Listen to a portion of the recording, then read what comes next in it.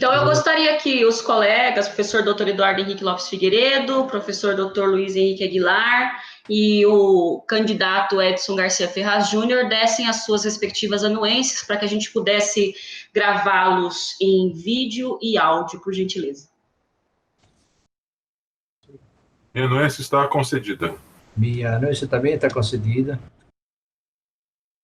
Anuência concedida. Muito obrigado. Leandro, acho que a gente já pode, então, iniciar a transmissão. Bom, então, começamos aqui a nossa defesa pública do trabalho de mestrado do orientando Edson Garcia Ferraz Júnior, na Faculdade de Educação da Universidade Estadual de Campinas, meu orientando. E para essa defesa, contamos aí com a presença do professor convidado Eduardo Henrique Lopes Figueiredo, da Universidade Estadual de Londrina, a quem eu agradeço muitíssimo a possibilidade de participar, ainda que nessas condições tão adversas, que nós sabemos que a quantidade de trabalho tem praticamente triplicado, mas em especial porque o professor Eduardo também esteve conosco na qualificação do trabalho do Edson, o que nos ajuda a ter aí uma perspectiva mais conjuntural daquilo que foi feito e do produto final. Agradeço também a presença do professor Luiz Henrique Aguilar, que é meu colega no DEPASE, e só assim para ele me ver, porque em todos os outros grupos que ele está comigo eu estou fugindo, principalmente o da revista. A quem eu agradeço novamente, tem sido um excelente parceiro nas defesas do nosso laboratório, né, o Laboratório de Políticas Públicas e Planejamento Educacional, nosso líder também no laboratório, a quem eu agradeço, então, bastante pela oportunidade de poder contar com a presença dele aqui, que também esteve na banca de qualificação do Edson, e agora, assim como o professor Eduardo, pode dar para nós uma perspectiva conjuntural também do resultado final do trabalho. Muito obrigada, viu, professor Aguilar? Agradeço. E parabenizar ao Edson, que chega até esse momento, depois de uma longa trajetória, de ter aceitado aí o desafio de discutir um trabalho de políticas públicas numa perspectiva pouco explorada no Brasil, que é a questão da formação da agenda e dos pressupostos para a discussão de implementação de política pública, né, aquilo que pode se tornar o material de elaboração, e nós sabemos que todo o processo de ensino-aprendizagem, ele demanda extremo esforço e dedicação, quando ele é sério, quando ele é levado a sério, quando você é compromissado com os aspectos mais necessários desse percurso, porque o resultado final, que é a dissertação que hoje o Edson defende, sem dúvida é o produto, mas esse produto não consegue externar todo o processo de fato que acabou compondo aí a formação do Edson ao longo desse tempo. Então, parabenizo ao Edson pela chegada dele até esse momento tão importante. Apenas para questões formais, vamos estabelecer rapidinho aqui como é que vai ser a nossa dinâmica. O Edson tem aí em torno de 20 minutos para fazer a sua apresentação. Em seguida, eu passo a palavra ao professor Eduardo para as considerações e arguições dele. Abro novamente a palavra ao Edson, acaso existam perguntas a serem respondidas ou elucidações em cima das considerações do professor Eduardo. Depois passo a palavra ao professor Aguilar, para que ele também faça as considerações dele e estabeleça o diálogo com o Edson. E, em seguida, a gente volta a identificar aqui com o Leandro a melhor forma, ele já havia me explicado, me parece que nós vamos ficar um pouco fora do ar, para que a gente possa fazer a deliberação e aí retornar, ok? Então, nós vamos seguir mais ou menos essa trajetória. Considerando isso, então, e reiterando novamente os meus agradecimentos aos professores presentes nessa banca, Edson, por gentileza, inicie a sua apresentação, lembrando que você tem aí em torno de 20 minutos para fazer. Boa tarde a todos. Primeiramente, gostaria de agradecer em especial ao professor Eduardo, que tem acompanhado, né, como a professora Ana comentou, o trabalho ao longo do tempo de Londrina. Professor Luiz Henrique Aguilar, inclusive cursei disciplinas, a gente já tem alguns trabalhos aí, né? E a minha orientadora Ana, que me aguentou, né? A professora doutora Ana Elisa, me aguentou aí durante esse tempo do desenvolvimento aí do trabalho. Vou só cronometrar aqui para a gente pegar uns 20 minutinhos. Então, eu vou expor aqui, de maneira sucinta, o percurso, né, dessa defesa, né, desse trabalho aí de dissertação de mestrado, que envolve aí a Lei de Responsabilidade Educacional. Para tanto, vou compartilhar com vocês aí uma apresentação.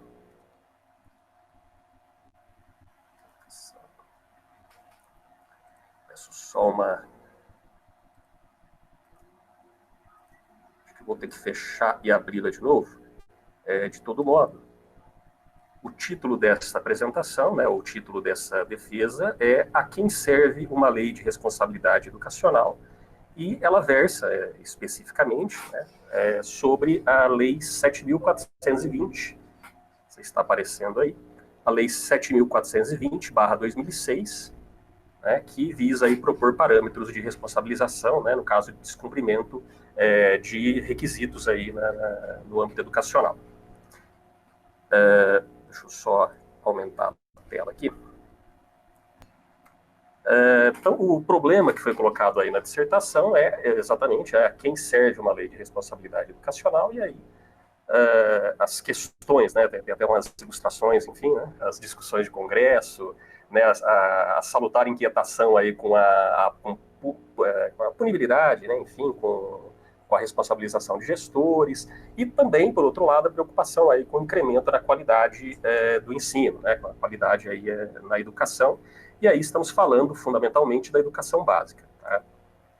Bom, a justificativa do corrente trabalho, né, essa importância de se dar luz aos propósitos de uma lei de responsabilidade educacional, que tem um longo tempo de tramitação, está lá na Câmara dos Deputados desde 2006, e a nossa estratégia aí pela análise dos conteúdos de documentos, discursos e demais produções, sempre no bojo da Comissão Temporária de Responsabilidade Educacional. Né? Então, foi feito esse recorte aí para análise. E os materiais envolvidos, né, especialmente com a estratégia de Bardan, materiais bibliográficos, notas taquigráficas, áudios e vídeos e demais produções técnicas, apresentações, enfim, né? No bojo aí dessa comissão, né, temporária da Lei de Responsabilidade Educacional. Então, o grande objetivo aí é clarear, né, jogar uma luz às tensões que permeiam esse percurso, né, as questões que permeiam aí esse projeto, o que ocorre, né, as variáveis favoráveis, contrárias e por aí vai. Então, na verdade, o grande pressuposto aí seria realmente o estudo desse percurso, né? E aí entram outras questões de agenda, enfim, que eu vou colocar posteriormente. O caráter da pesquisa, como a professora Elisa bem pontuou, né, ele envolve aí, algumas dimensões, né, tem uma certa novidade aí, né, na abordagem, né? Claro que o grande eixo, né, o eixo norteador é a educação, mas ele também se vale de questões, né, se vale de elementos fundamentais do direito, né, até por conta do processo legislativo e das questões do direito mesmo envolvidas, né, das leis envolvidas, e também envolve políticas públicas, né, composição da agenda e etc. Então, digo aí que tem uma tríade, né, envolvida aí nesse projeto, né, nessa dissertação. E aí nós temos os objetivos, né, que vocês têm uma visão mais panorâmica. Então, o objetivo geral é problematizar, então, os propósitos aí de uma lei de responsabilidade educacional, como eu comentei, pela análise de conteúdo de documentos, né, discursos e demais produções aí no bojo da comissão temporária, né, que foi criada aí na Câmara dos Deputados. Só salientando, né, eu falei já 2 vezes essa comissão temporária, quando um projeto é colocado, né, na Câmara, no Senado, enfim, em função de alguns requisitos que estão até dispostos na dissertação, você tem a criação de comissões, né, no caso, foi criada, né, foi deliberada aí a criação de uma comissão especial para estudar o tema, né, e para deliberar sobre ele, para fazer o projeto, para fazer o texto final sobre ele. Tá? São objetivos específicos da dissertação, então a definição da responsabilidade no âmbito do direito à educação, o conhecimento, né, ou jogar luz sobre as razões pelas quais aí o projeto entrou na pauta política, e de que modo ele é conduzido, e, de alguma forma, destacar aí os possíveis reflexos frente a uma política de responsabilização. Daí a grande importância da análise aí do conteúdo. Metodologia, uma pincelada, né? Basicamente se vale de duas metodologias, né? Duas estratégias. Uma do levantamento bibliográfico, né? E aí eu costumo citar no trabalho o Antônio Carlos Gil. Então ele tem um caráter exploratório, em função aí da necessidade da redefinição de um problema, né? O aprendizado de um conteúdo e extração de informações para pesquisa. Então, o levantamento do material bibliográfico já existente sobre o assunto, né? E aqui tem um caráter curioso, porque esse projeto, ele continua, né, desde que eu comecei o mestrado até aqui, é um projeto em andamento, né? Então ele tem esse desafio ainda, né, quer dizer, eventualmente surgem deliberações, enfim, no curso aí do próprio trabalho, né? Não é algo que já foi pacificado, não é algo que já foi votado, né? Eu vou colocar ao longo da exposição que já tem aí uma deliberação, mas que isso aí foi sendo alterado, enfim, né, ao longo do tempo. E vale-se aí também da análise de conteúdo, né, de Bardan. E aí, claro, pelo objetivo da pesquisa, né, ela é justificada, e pelo tipo de material a ser analisado. Então, foram áudios, foram vídeos, né, foram vários momentos, horas, enfim, ouvindo aí os chamados, né, as pessoas que foram chamadas a participar. E, claro, um conjunto de técnicas de análise de comunicação que visa obter, por procedimentos sistemáticos, né, e objetivos, a descrição de conteúdo de mensagens, indicadores, quantitativos ou não, que permitam a inferência, isso é muito importante, foi colocado aqui também como estratégia de conhecimentos relativos às condições de produção, né, e de percepção destas mensagens, né, que são postas, né? Então, é um trecho aí de Bardan. Aqui, rapidamente, a gente já tem essas informações, né, no texto, as 3 fases da análise de conteúdo, né, então é a pré-análise, né, você vai fazer uma análise aí flutuante, enfim, posteriormente uma exploração mais detida do material, né, previamente selecionado, e, na sequência, aí, o tratamento dos dados, a inferência e a interpretação conforme a estratégia em uso, perfeito? Agora eu vou abordar aqui rapidamente as questões aí, o trabalho, ele basicamente é dividido em 3 capítulos, tá? Sendo os 2 primeiros um pouco mais conceituais, tá? O primeiro capítulo, ele tem a grande vertente aí de abordar as facetas jurídicas de responsabilidade e educação, né? Então, trazer, basicamente, algumas informações do direito para a educação, né, de políticas públicas, e clarear algumas questões educacionais, né, claro, que são o motor aí para poder lançar luz sobre a nossa proposta aí de pesquisa. Então, o capítulo 1.1, né, ele trata aí do conceito de responsabilidade no direito, tá? Então, como eu coloquei, são explanações conceituais, né, que são fundamentais aí para os capítulos subsequentes, mas, basicamente, a responsabilidade no seu sentido amplo, a responsabilidade do Estado, a responsabilidade civil, né, a evolução aí da questão da responsabilidade, né, que tem aí suas nuances no campo do direito, né, e é fundamental que se tenha esse overview, essa visão mais ampla, né, para a compreensão aí até das inquietações, né, que permeiam o projeto.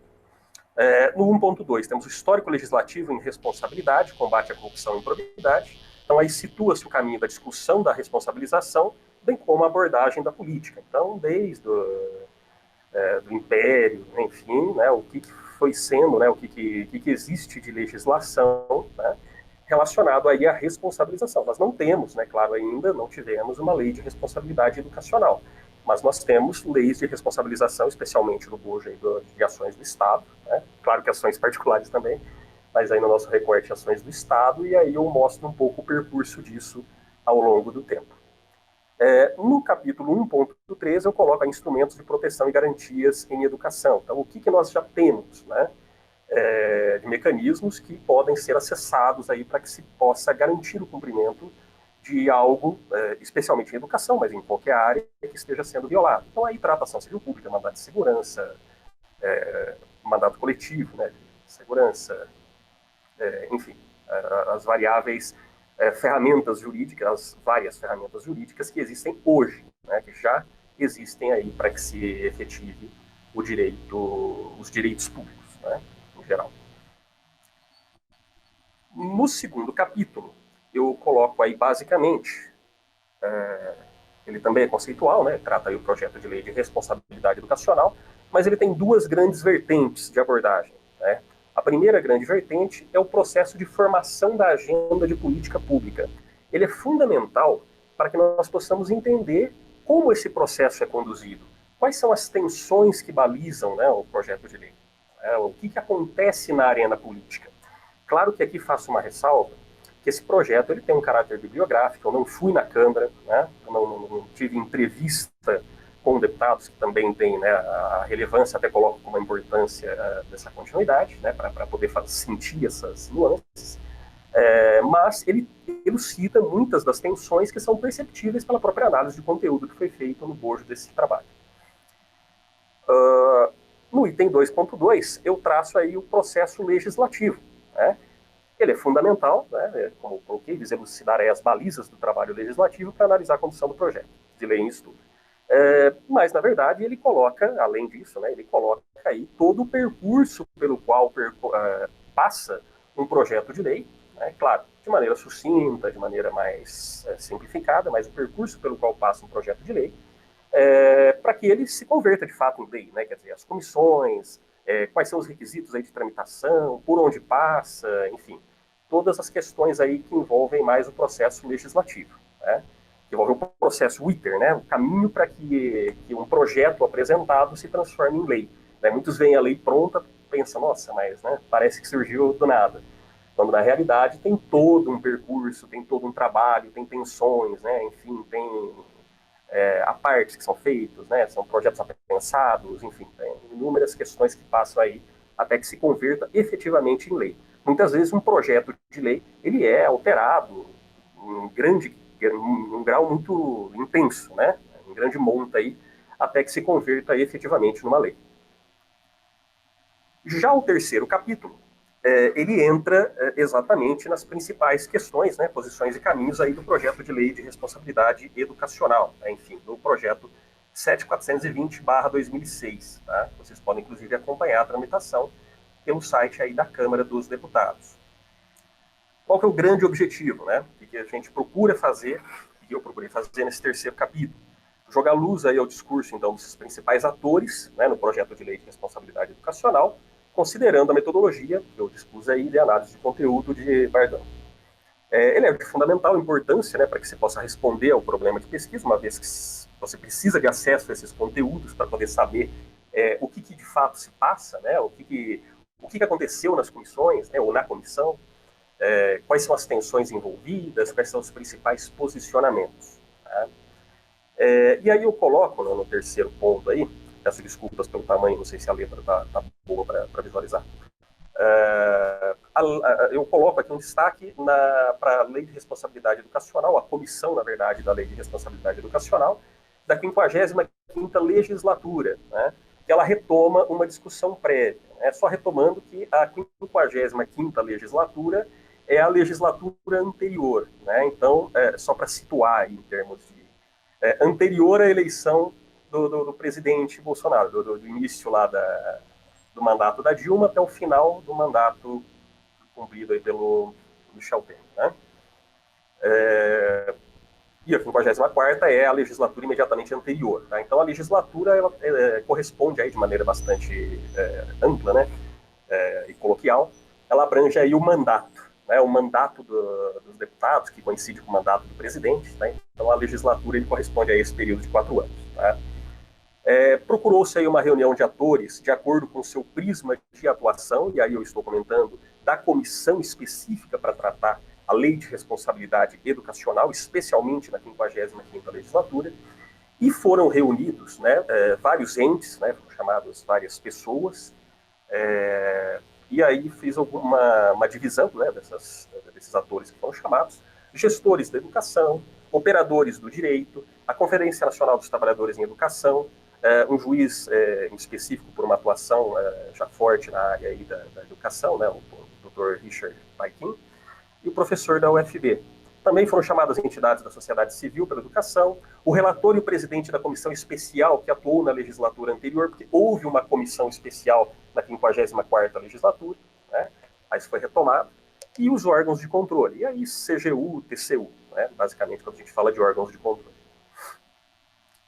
Claro, eu já coloquei a leitura flutuante, né? Que foi feita aí através da estratégia de Bardan, e aí nós temos que considerar nesse tipo de leitura, né, o poder discricionário que a comissão tem para a seleção aí dos convidados. Então, já colocando alguns pontos, né, que acabam criando alguns aspectos para a pesquisa, né? Não vou dizer entraves, mas algumas questões que têm que ser elucidadas, né? Então, esse poder discricionário, o presidente escolhe quem vai participar. É claro que há requerimento dos membros da comissão, não é uma coisa ditatorial, mas, né, existe esse poder discricionário. Inclui-se aí o fato de que o registro taquigráfico da sessão é feito quando solicitado pelo presidente. Então, nem sempre temos todas as gravações, todos os registros taquigráficos das sessões. Eventualmente, só para dar um exemplo hipérbole aqui, né, você pode ter convidado lá o presidente do MEC para falar e não ter havido o registro. Tá? Não ocorreu aí no caso, mas é uma deliberação do presidente da comissão. Tá? Ele pede para fazer o registro quando entende importante. E aqui uma questão importante de colocar, o artigo 256, né, do Regimento Interno da Câmara dos Deputados, em que se coloca aí a necessidade de chamar autoridades, pessoas interessadas e especialistas ligadas às entidades participantes. E o item B, né, a linha B, coloca a importância de convite considerando a origem e representatividade do emissor, né, trajetória, representação de órgão de saliência na área, dentre outros. Então, o próprio regimento interno da Câmara dos Deputados coloca essa preocupação, inclusive que haja o contraponto. Tá? Então, coloca essa preocupação, não coloquei a linha específica aí, mas que haja, se você tem uma exposição X, a importância de que se procure sempre ouvir as posições diferentes. Tá? E aí eu coloco um trecho, né, eu uso bastante a estratégia da inferência de Bardan, que é um conjunto aí pode ser um indivíduo ou um grupo de indivíduos emissores, nesse caso insiste-se aí na função expressiva, né, na representação, ou a função representativa da comunicação, e com efeito pode seguir com a hipótese de que a mensagem exprime e representa o emissor. Né? Então a gente considera aí, né, muitas vezes coloca lá o CNTE, coloca algumas entidades, né, considerando que as pessoas de algum modo exprimem o que o órgão tem ali nas suas tendências de preocupações. Né? E aqui alguns dos órgãos que foram chamados, tá? Passando um pouco rápido, vejo o tempo aqui. Então, o Ministério da Educação, alguns movimentos, né, entidades sociais, todos pela educação, SBPC, Sociedade Brasileira pelo Progresso da Ciência, o STJ, através de um ministro, Instituto Alfibeta, CGU, Controladoria Geral da Educação, Tribunal de Contas, enfim, né, foram diversos órgãos aí chamados a essa discussão. No terceiro capítulo, então, eu gostaria só de salientar, e aí a gente vai discutir um pouco mais, claro que aqui é um resumo, né, que no campo dos gestores da educação, em que envolveu aí Conselho dos Dirigentes Estaduais de Educação, né, a Undime dos Dirigentes Municipais de Educação, a CNM, a Confederação Nacional dos Municípios, dispõe aí sobre aspectos operacionais de uma LRE, né, mas denotam especial preocupação com os grupos que representam. Então a CNM está preocupada, né, com a responsabilização dos gestores municipais, a Undime com os dirigentes municipais de educação, os conselhos estaduais de educação também tem uma preocupação especial, em que pese eles terem colocado muitas informações, né, com relação à preocupação em si do projeto, né, as tensões que envolvem o projeto com o objetivo de oferecer contributos. Né. O MEC também emitiu pareceres, tá, só salientando aqui que foram 2 pareceres contrários, né, dentre todo o texto que eu coloquei, só para vocês terem para situar, mas ele, por exemplo, no meio ela coloca a importância de regras que dirijam não apenas o processo de responsabilização, entendida como quem faz o quê, mas principalmente com o quê e em que condições faz, né? Com que mediações de complementaridades, regramentos, definições, etc. Né? Então, uma grande preocupação aí de que você tenha mecanismos, né? Que você tenha uma condição de trabalho. Né? Vocês vão ver que a lei de responsabilidade educacional ela tem uma similitude, né? Uma certa similitude com a lei, ou uma inspiração, né? Com a lei de responsabilidade fiscal. Né? A lei de responsabilidade fiscal ela traça parâmetros bastante objetivos, quer dizer, não houve um repasse, não houve o uso, né, da verba conforme deveria ter sido feito. Você tem lá o processo de responsabilização do gestor. No caso da responsabilidade educacional, você tem o processo lá de aprendizado, né? Você tem o aluno lá na ponta. Então, se o aluno não aprendeu, mesmo que eu utilize todos os recursos, A culpa é do gestor municipal? A culpa é do diretor de escola? Então, só para ter uma ideia aí das questões que são candentes. E a questão dos operadores de direito, né?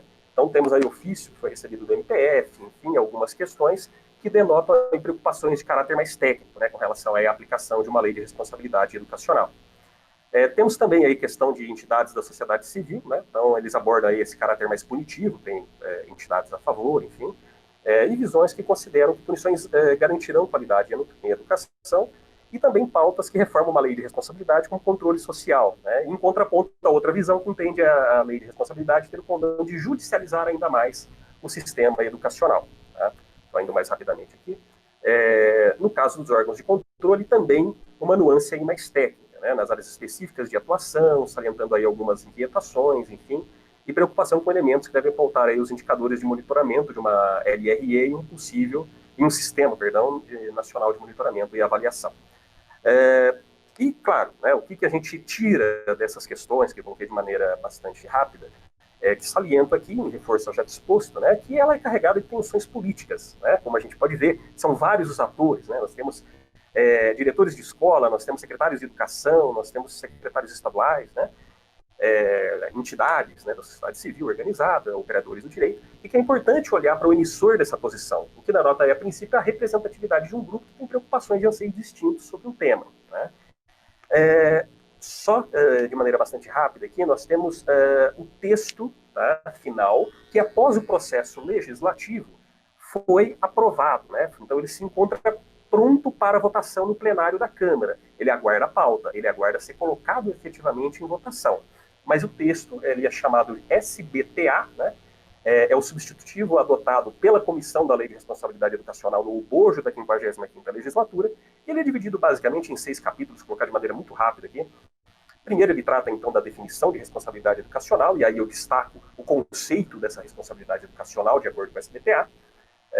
Métricas de aferição do padrão de qualidade na educação básica, aí ele coloca o sistema CAC, né, custo de qualidade inicial, custo de qualidade, bojo de discussões aí mais aprofundadas em outra ocasião.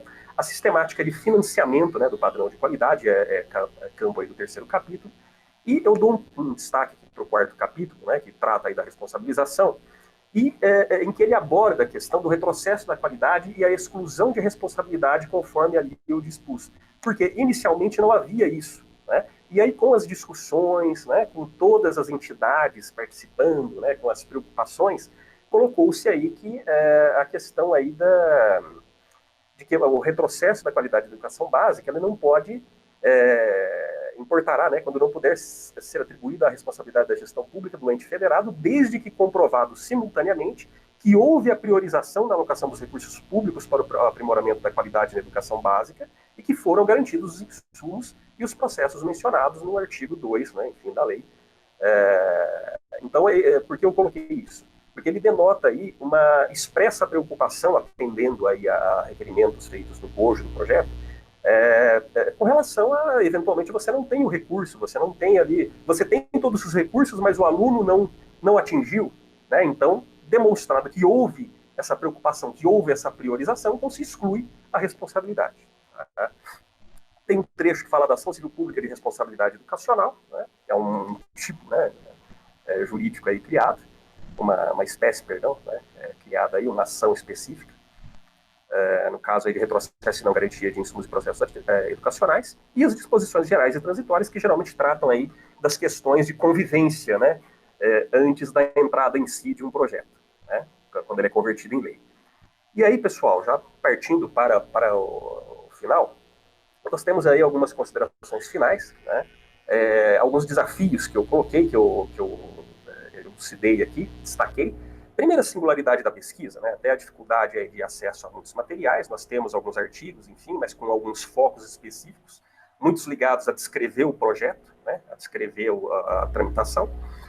Temos a dinâmica do processo legislativo, né, que faculta ao presidente registrar ou não o conteúdo, como eu abordei anteriormente, a multiplicidade de fontes, né, então temos notas taquigráficas, a seção de áudio, vídeo, que muda a percepção, né, queira ou não, muda um pouco a percepção. E também temos a apresentação técnica da Câmara dos Deputados. E aí algumas ponderações, né, rapidamente, que eu gostaria de colocar, que uma eventual lei de responsabilidade educacional ela tem um potencial de impacto, né, perante gestores de variados níveis, como a gente pôde até na questão de posicionamento, professores, alunos e sociedade, que ela, portanto, serve a todos, né? E o corrente de trabalho procura evidenciar as forças que a delineei, em especial no último capítulo, considerando-se as posições de juízes, educadores, entidades, enfim. E que haverá tensões mesmo após eventual conversão da proposta de texto em lei, né? Visto que a prática pode e certamente irá evidenciar questões difíceis de abordar nas discussões. Você tem ali o laboratório, que é o campo das discussões, né? E você tem a prática. Então, supondo que esse PL 7420 de 2006 vire lei amanhã, né, você vai ter aplicação prática. Né? Acredito que depois da pandemia, você vai ter aplicação prática. Né? E aí, nessa aplicação prática, você vai ter aflições, você vai ter questões específicas, situações que certamente precisarão de correção. Né? E até pressão da sociedade, né? Pressão da sociedade, dos órgãos, enfim. E aqui trata-se, né, até coloco como uma consideração final, de um estudo que, com a quase escusa, né, de um estudo de letras frias e de procedimentos parlamentares, vislumbrou apontar, com as dispostas limitações, as forças e nuances muitas vezes desapercebidos, que, à luz dos holofotes, podem gerar aí reflexos reveladores e que influem de maneira direta e decisiva na política de responsabilização. E aí coloco, né, que a engenharia é densa e complexa, o próprio tempo e o histórico de tramitação do projeto informam, né? Então, é uma questão, é um projeto que tem muitas variáveis, é um projeto que tem muitas tensões, é um projeto que remete a questões históricas, né? Quer dizer, historicamente você tem situações, eu coloco até nas considerações finais, né, do trabalho, né, de você ver que muitos aí certamente já vivenciaram na escola pública, por exemplo, o laboratório fechado, né? Não pode usar porque a diretora ou o diretor quer que mantenha fechado porque os alunos vão vandalizar, né? Então, quer dizer, o recurso que está ali deveria ter um projeto para utilizar, você segura, né? Você segura porque, não, são depredadores, né? Então, é uma situação difícil, né? E é uma situação que você precisa, então, ter um projeto, ou vincular a um projeto, porque acaba ficando fechado lá, né? Um exemplo micro aí. E as oportunidades no pós-pesquisa, já terminando, peço desculpas aí, passei alguns minutinhos, né? A ampliação do corpo da pesquisa em uma perspectiva comparada, considero fundamental, né? Estados Unidos já tem uma política de accountability há algum tempo, de outros sistemas também, educacionais, então é fundamental que se trace aí uma perspectiva comparada, claro que dentro das possibilidades de comparabilidade, né? A ampliação do estudo da atuação também junto aos stakeholders, né? Por exemplo, importante um estudo que envolva um contato mais próximo com a Câmara dos Deputados, né? Ou com os entes que estão discutindo e com os órgãos, né? TCU, CGU, enfim, CNTE, etc. E eu coloco aqui, finalmente, a possibilidade de modelagem de estratégia que valha a outros estudos, e isso eu acho interessante, né? Envolvendo análise do caminho de um projeto de lei ou proposição similares, especialmente quando trato lá do ITER, de um processo legislativo, e mesmo pelo estudo todo, né, de um projeto de lei. Veja que as tensões, elas não são adstritas, elas não são restritas a este projeto. Né? Se você pegar um projeto em saúde, nós teremos tensões similares. Se pegar um projeto em obras públicas, nós teremos tensões similares, né? Então, ele é um projeto, ele é um trabalho, né, que serve também ao estudo de outros projetos de lei, envolvendo, inclusive, outros assuntos. Quero agradecer aí a paciência de todos e peço desculpas aí pelo alongar aí da exposição. Muito obrigado. Muito obrigada, Edson, pela exposição. Vou pedir isso, que você deixe seu microfone desligado. Agradeço aí as suas colocações, mesmo que tenhamos passado um pouquinho do tempo, né? E, sem nenhuma delonga, passo a palavra ao professor Eduardo Henrique Lopes Figueiredo, da Universidade Estadual de Londrina, a quem eu novamente agradeço a possibilidade de compartilhar conosco as suas impressões com relação ao trabalho. Professor Eduardo, você está com a palavra. Boa tarde, professores. Boa tarde, Edson. Indago novamente se vocês estão me ouvindo bem. Sim, estamos. Bom, é uma honra para mim, Edson, participar da sua banca. Né? Retomo aqui uma imagem, né, posta em palavras da professora Nelisa, ainda que sob essas circunstâncias tão desafiadoras e, para não dizer curiosas, pelas quais nós estamos passando, né? Essa coisa dessa pandemia, né? Mas mesmo assim, reforço, né, que de uma maneira ou de outra me faria presente na sua defesa. Agradeço também ao tão tocante agradecimento que você me faz no corpo do seu texto, né, daquilo que significaria eu estar na sua banca. Agradeço a acolhida da Faculdade de Educação da Universidade Estadual de Campinas, né, uma instituição que sempre admirei e, em razão da proximidade que hoje tenho, passei a admirar mais ainda. E, curiosamente, eu vou iniciar hoje a minha participação de uma forma um tanto quanto inusitada, e desde logo me explico, né? O inusitado fica por conta de duas imagens, né? A primeira é talvez um pouquinho mais curiosa, um pequenino pedido de desculpas com um tom memorialista. Porquanto eu acho que, quando eu participei da sua qualificação, muitas das informações com as quais eu quis contribuir, eu as tenha dito ou falado muito rapidamente, e o que me impressionou que, ainda que isso tenha ficado na minha memória, né, você tomou notas daqueles problemas todos, né, e as acolheu, e essa acolhida deu todo um sentido no seu texto que um leitor atento percebe aqui ou acolá ao longo das suas 126 páginas. Eu vou agora me esforçar muito para tentar demonstrar isso, ou seja, demonstrar no sentido de reconhecimento todo o seu esforço. E isso se traduz em 5 imagens, 5 pequeninos problemas. Um deles se desdobra em 2 outros, né? E nesse sentido, eu gostaria de fazer assim 2 destaques. O primeiro deles é a substância que o seu texto atingiu, no sentido de, ao tentar falar de processo legislativo no sistema constitucional brasileiro, e a singularidade de um processo legislativo no que diz respeito a algo importante para além, note bem, a natureza da colocação, para além de uma singela legislação educacional, né? Embora talvez lá um técnico, alguém do legislativo falasse de mais uma lei sobre educação no Brasil, o teu trabalho ele consegue explicitar que as coisas né, no ponto em que você põe o final no seu trabalho, né, que a lei está pronta, né, para um desenlace no processo legislativo. Se ela vier a ser sancionada, né, se ela vier a ter vigência, ela alterará ao longo do tempo, dada a devida atenção que os poderes públicos deverão dar a ela, a estrutura educacional brasileira, porque ela irá alterar a compreensão no tempo, né, da gradualidade, da responsabilidade de algo que no Brasil, infelizmente, é entendido como serviço público. E educação não é serviço público. Educação é algo muito mais relevante para uma política de Estado que um serviço público, né?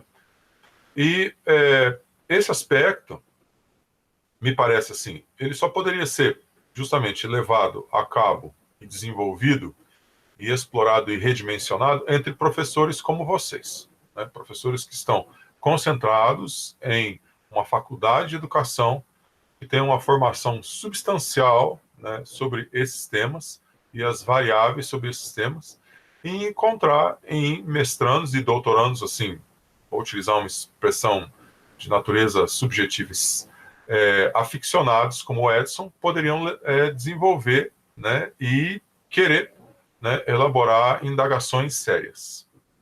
Ditas essas coisas, aonde estão os pequeninos problemas? Notem bem, os pequeninos problemas eles vão ficar considerados em uma, queiramos assim, numa trama, numa tessitura, num horizonte o qual admitirá a possibilidade de você perseverar nas suas perguntas, né? E, eventualmente, alargar o seu horizonte em uma eventual tese de doutorado, né? Seja na Unicamp, né? Seja numa outra instituição. Em razão de você já estar numa instituição reconhecidíssima e com esses professores, eu até arriscaria, né, o pedido de que você continuasse nela, né? E agora sim gostaria de ir a esses aspectos.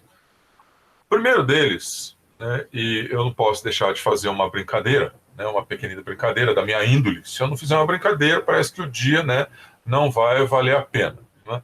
E é justamente pelo fato, né, de você, né, ter acolhido em parte e em outra parte não ter acolhido, o aspecto, digamos assim, ó, 2, da intemporalidade ou da transtemporalidade da qual você se valeu, Edson, para a construção do seu quadro a respeito do entendimento de responsabilidade civil no direito brasileiro. E você, meio que teimosinho, né, deixou lá ainda o Código de Hammurabi, né, e eu falei para tirar o Código de Hammurabi, né.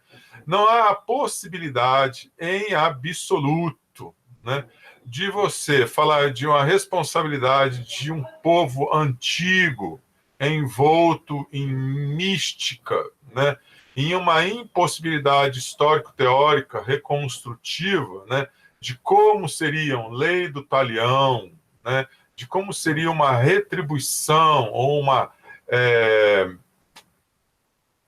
forma de devolução a uma forma comunitária de existência, né, de eventuais falhas ou, entre outras coisas assim, atos ou condutas contrárias ou frontalmente ofensivas a uma forma de ser e de viver, isso lá na antiguidade, com formas modernas de responsabilização.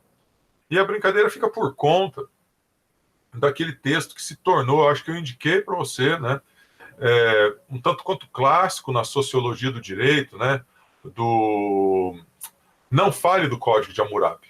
Eu indiquei esse livro para você, do professor, esse texto para você. Depois leia, você vai se divertir com a leitura dele, né? Acho que é Luciano Coutinho, alguma coisa assim, é um professor de Sociologia do Direito da Universidade Federal de Pernambuco, né? E o texto tem justamente esse título, Não Fale do Código de Hammurabi. A não ser que você fosse falar de uma sociedade antiga, a não ser que você fosse falar de uma formação, né, antropológica, sociológica da antiguidade e de coisas dessa natureza. E por quê?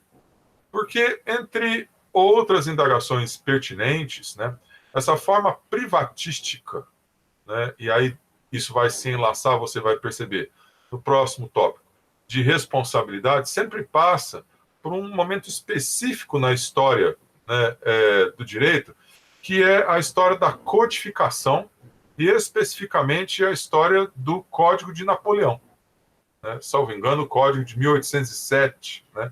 Os mecanismos de responsabilização civil e as dificuldades que se deram neste momento, né, de codificação civil na Europa Ocidental, da responsabilização como queira, né? Aí utilizar a expressão assim para ser um pouquinho mais fiel ao quadro histórico do qual você está falando, do pouvoir public, ou seja, do poder público. Porque o poder público ele não foi assim um sujeito inauguralmente considerado, né, nos momentos de formação, né, do direito moderno, como o quê? Como um ente dotado de personalidade e, portanto, suscetível de responsabilização. Tanto que isso se enlaça, né, no item subsequente, né, porque passa lá na história do direito público, né, e é algo em um país tão injusto, né, e marginal como o nosso, no que diz respeito à história das ideias, até hoje você encontra nas faculdades de Direito, né, e nos cursos de Direito, aqueles professores que se veem às voltas e encontram justificativas, é inacreditável, mas ainda existe, né, sobre aquela etapa na história do direito público, sobre a total irresponsabilidade do Estado. Ou seja, dos percalços, das dificuldades que ainda existiriam no sentido de responsabilizar o poder público. Né?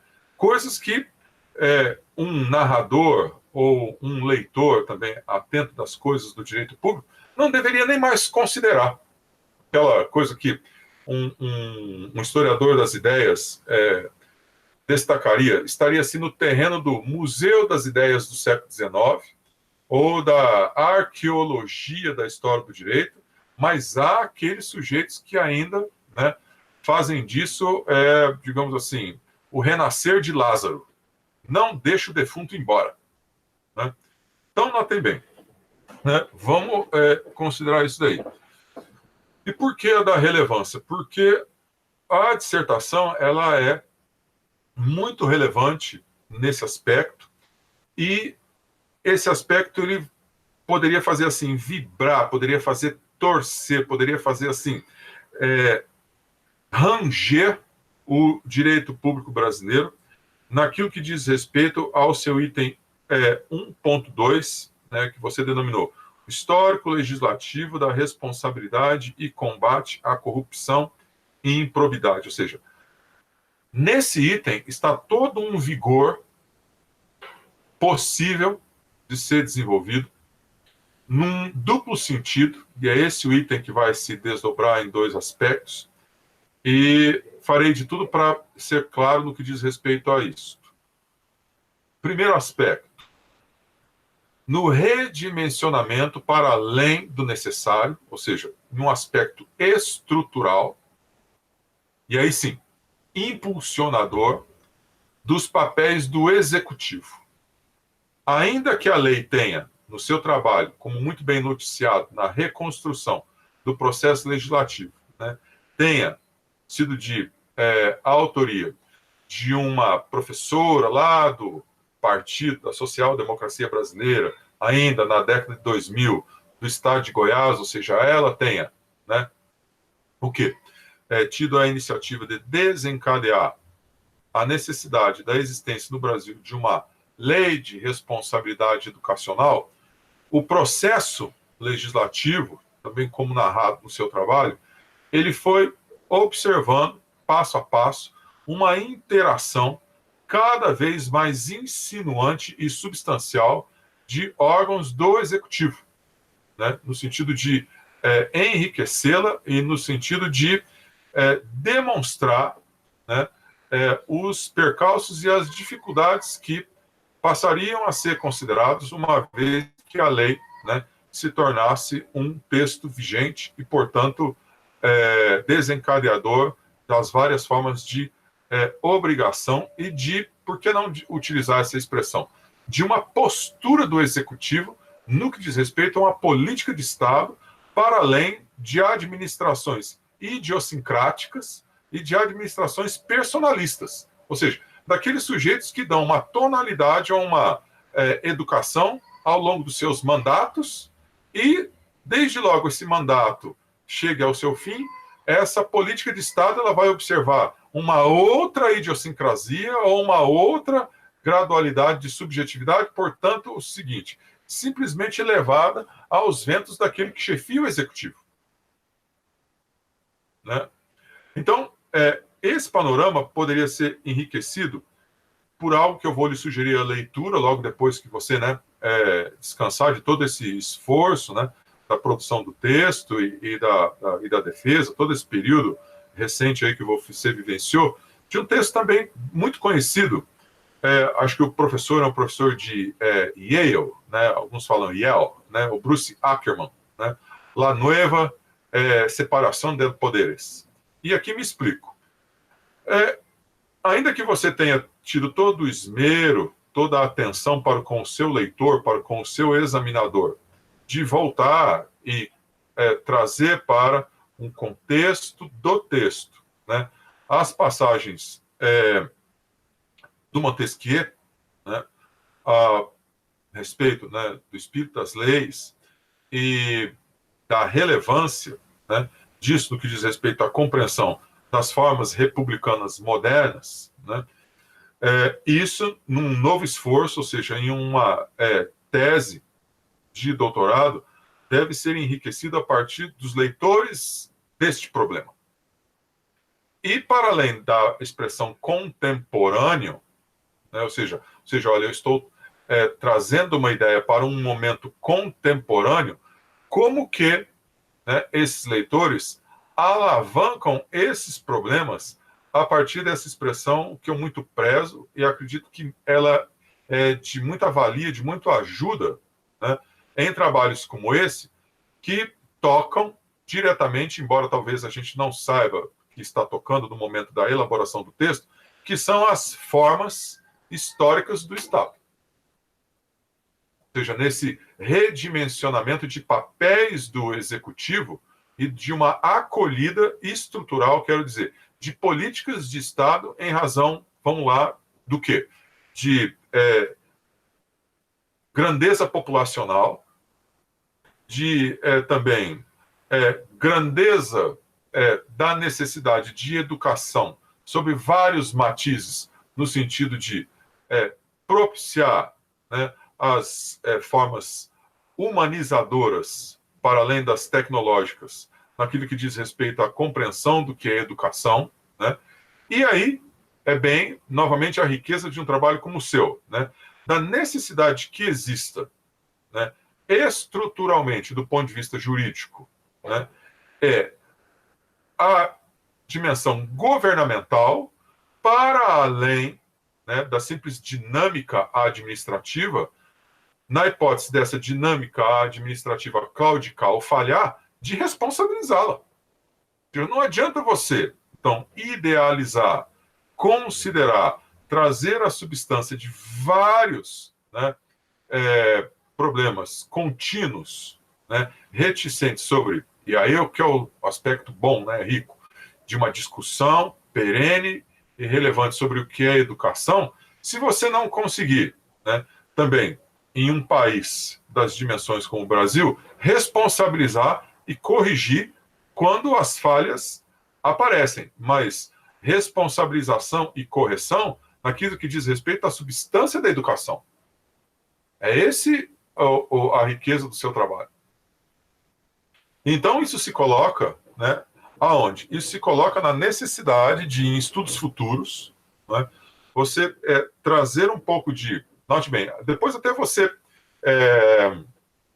pergunte isso para a sua orientadora, a professora Ana Elisa, ela inclusive estava comigo, né, quando esse papo apareceu com um professor lá da Universidade de São Paulo, né, o aspecto do seguinte, me explico. Isso não tem nada a ver com, sabe, aquele guarda-chuva enorme que algum professor poderia lhe dizer assim, né? Fique de antena ligada se esse papo um dia aparecer, né, em algum momento vivido por você. Isso não tem nada a ver com teoria do direito, não. Né? Isso daí resvala, se avizinha para um problema muito específico em pós-graduações jurídicas. Repito, a Ana Elisa estava comigo quando esse bate-papo apareceu, né? Porque essas pós-graduações jurídicas, elas foram, digamos, intoxicadas pela necessidade de quê? De que se, né, existisse nelas essa disciplina teoria do direito, alguns até pioram o quadro, colocam assim, teoria geral do direito, e teoria do direito, para ser bem aprendida, para que você se disponha a envolver-se com problemas dessa natureza, né, ela é convidativa a muitas especificidades. Uma delas é a seguinte, na história do direito administrativo. As formas da responsabilização do Estado, elas passam por 3, né? Historinhas que são contadas assim, ainda que muito rapidamente. A teoria da imputação objetiva, a teoria do mandato e a teoria da representação. O que são elas? As duas últimas estão totalmente superadas, ou seja, o Estado ele não é mandatário de ninguém, né? E também não é representante de ninguém. Ele está em uma situação de imputação objetiva. Em razão do quê? Em razão da premissa segundo a qual o Estado e a atividade administrativa e a atividade do Executivo estão submetidas a um regime de direito público, um regime de direito administrativo. Depois, como um leitor muito atento que você me parece ser, a sua evolução intelectual, não é, acho que os professores irão também reconhecer isso, a minha afirmação, trago a responsabilidade para mim, a sua evolução intelectual da sua qualificação para esse momento da defesa, com um esmero ainda, né, e lhe agradeço, né, de, em razão da circunstância, ter o quê? Produzido esse material para nos apresentar, né, e para se valer também dos méritos do seu texto e fazê-lo dizer alguma coisa a mais, ou seja, você, além do texto, produziu um material para apresentação, isso só vai de encontro a esse reconhecimento que eu gostaria de deixar público da sua evolução intelectual enquanto mestrando. Isso é nítido. No equilíbrio da sua fala, né, no domínio, não é, do tema, ou seja, você assumiu um domínio sobre o tema. E isso também eu gostaria de fazer o cumprimento público à sua orientadora, né? No sentido do quê? Dela ter o quê? Norteado esse caminho, ou daquilo que, né, antes que passe batido e eu me esqueça de dizer, né? Todo mundo diz, principalmente nesses mestrados jurídicos, aqui dizer assim, olha, eu não vou discutir devido processo legal, eu não vou discutir um projeto de lei, porque o que me importa são aqueles aspectos canhestros e, às vezes, portanto, mesquinhos sobre efetividade da lei, eficácia da lei, a preponderância da lei. Não, você fez com que o seu leitor visse o quão relevante é estudar um processo legislativo. Um caminho, no sentido do quê? Aí sim, de um uso público da razão e de uma discussão pública, né, dos limites de uma responsabilização, principalmente em uma república, utilizar até a expressão lá do ministro do STF, salvo engano, o ministro Marco Aurélio, dessa triste república, na qual cultura e educação não quer dizer nada. Nós estamos vivendo, né, um período no qual nós temos um executivo e um ministro da educação que querem, obviedade, as favas, deliberadamente destruir o que existe, né? E por quê? Nós sabemos por quê, né? Eles também sabem, né? Só que a história e o processo histórico não os eximirá dessa responsabilidade, né? Uma coisa seríssima que esses sujeitos se predispuseram a fazer, né, no Brasil depois dos acontecimentos de 2016, e eu acredito que qualquer professor de escola pública, de universidade pública hoje, tem o dever de denunciar isso e destacar isso em qualquer lugar no qual esteja, né? E tem que ter coragem para isso. Voltando, então, a esse aspecto que ele disse, né? Ou seja, de uma nova separação de poderes e de o quê? De uma dedicação no que diz respeito ao quadro estrutural de um regime de direito público, para então entender, e por que já não considerar isso, né, um eventual passo seguinte de estudo, que as formas de responsabilização, inclusive, né, na legislação brasileira sobre improbidade administrativa, elas, sobretudo, se integram às formas omissivas, ou seja, as formas naquelas outras formas nas quais são reconhecidos papéis estatais claros, né, consubstanciados em ações, né, transformadoras e que não ocorram, ou seja, e que não ocorrem. Então, as formas de responsabilização se dão por quê? Por abandono, ou por má escolha, ou por depois uma impossibilidade, né, de correção da escolha feita, aquela situação prosaica, curiosíssima que você trouxe no seu texto, lá de uma situação, acho que no estado de Santa Catarina, né, de se decidir fazer uma piscina olímpica onde eram 5 salas e depois não ter como voltar atrás. Não é? E por que não dizer que o texto, honestamente, levaria o leitor a considerar o seguinte: olha, aquilo é uma personalização da administração do ensino, alguém quis aquilo, achou, isso aí será bom, não foi bom, houve gasto e depois não há como corrigir. Né? Mas esses são um dos aspectos que o seu trabalho destacou. O terceiro, não é esse quadro maior, não é, da qual eu estou falando, né, o controle maior da administração pública, no qual a lei ela se insere. E por que eu estou falando isso?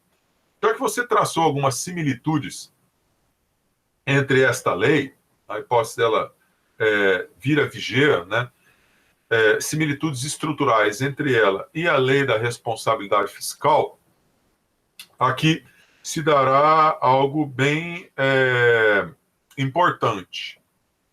A lei de responsabilidade fiscal, ela é uma lei complementar, a qual, né, ela tem 3 desdobramentos muito nítidos no que diz respeito à dinâmica da administração pública. Mas um desdobramento em especial. Embora ela seja uma lei que seja aplicada por tribunais ou cortes de contas, na hipótese de alguns limites, né, da atividade financeira do Estado não terem sido observados, e também como fonte de criminalização, né, de administradores que, não observando esses limites, impuseram ao Estado, né, um gasto público, né, em descompasso às receitas, ela é, sobretudo, uma lei ensejadora de um controle concomitante da administração pública. Significa, ela é uma lei que o próprio executivo deve observar no seu cotidiano. Esse é um aspecto curioso, né, que o seu trabalho leva, né, a considerar, aspecto curioso e também rico, no seguinte sentido, né, e fica aqui apenas uma sugestão. Uma vez que essa lei de responsabilidade educacional ela venha a viger, ela é uma lei que, sobretudo, o executivo a considerará para o seu próprio autocontrole. Aquilo que, não é, o direito administrativo designa de controle interno da administração. Então, note, essas leituras eu estou chegando por mérito seu. Ou seja, o seu texto, né, caiu para ser lido por um professor também de direito público, né, e é bem isso, né, você mexeu com aqueles conhecimentos que eu tinha previamente e os provocou de uma maneira positiva, né, no seguinte sentido: olha, quais são os quadros de indagação aos quais o Edson poderá se lançar em um momento subsequente para fazer indagações também, né, acho que válidas, na hipótese de perseverar, né, no estudo, digamos assim, agora em um quadro bem amplo, de um Estado educacional, ou seja, ou de um Estado para a educação. Porque não nos, digamos assim, não nos enganemos, né? Num momento, assim, de impasse no qual nós chegamos, né, num nível de discrepância social, de exclusão social jamais vistos, né, na história recente do Brasil, né, para além de qualquer panaceia, né, a educação ela deverá, né, voltar ao centro dos debates. Nesse governo não vai acontecer, mas talvez até aconteça, né, por que não dizer isso, né, em razão do seguinte: das variadas, né, formas de exclusão, de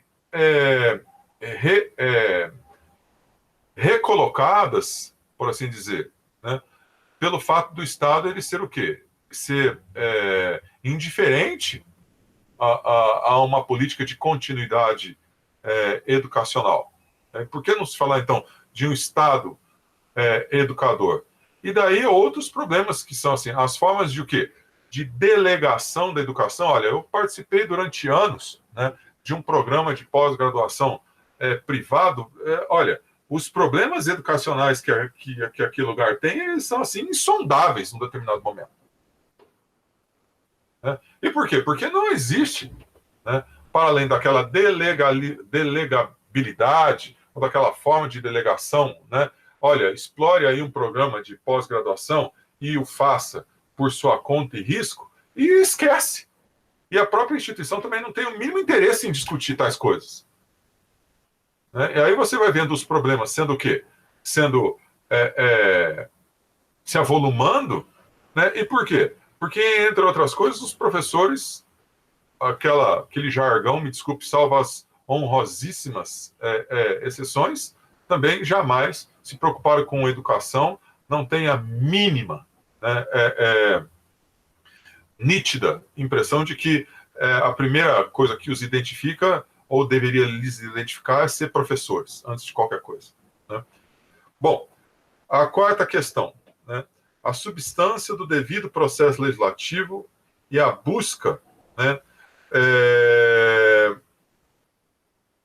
de traduzi-lo em termos de uma maior racionalidade. Isso que você fez por meio da exploração de modelos, né, dos modelos para a formação da agenda, né, de discussão de políticas públicas por meio de ilustrações que muito me auxiliaram, né, no sentido de que, em eu sendo um sujeito que lê as coisas a partir do direito, e você foi, né, ao encalço da bibliografia do José Afonso da Silva, né, do processo de formação das leis, e reconheço o esforço também, mas que talvez um leitor, né, circunscrito ou limitado às questões do direito, iria lhe questionar a respeito da formação da opinião política, dos grupos de pressão, dos lobbies e assim por diante. E você, no seu texto, de uma forma muito inteligente, né, quis trazer ao leitor a demonstração de que o processo legislativo ele não é uma dinâmica que se dá em um vácuo muito distante disso, né? Não quis também trazer para os seus ombros as responsabilidades, né? Talvez a partir da leitura lá do Gaetano Mosca, né? Ou de outros sociólogos da política, sobre o que são grupos de pressão, a formação das elites, né?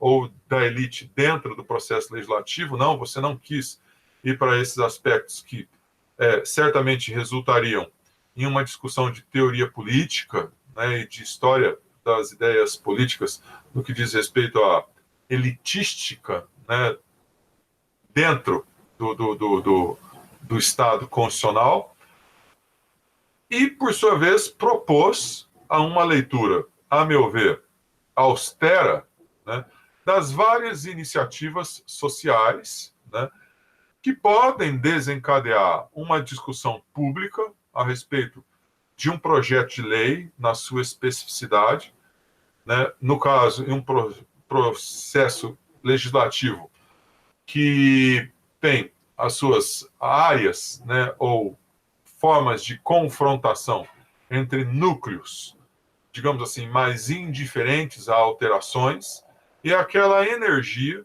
que orbita esses núcleos, mas que pode sugerir essas alterações, e não por meio de uma opinião ou várias opiniões também lançadas a um espaço público, opiniões que seriam, num sentido negativo, tão só opiniões. Não, você foi aos poucos trazendo para o leitor, inclusive documentando, né, o seu leitor, depois com auxílio nos seus anexos, que essas discussões elas se deram a partir da construção de temas, né,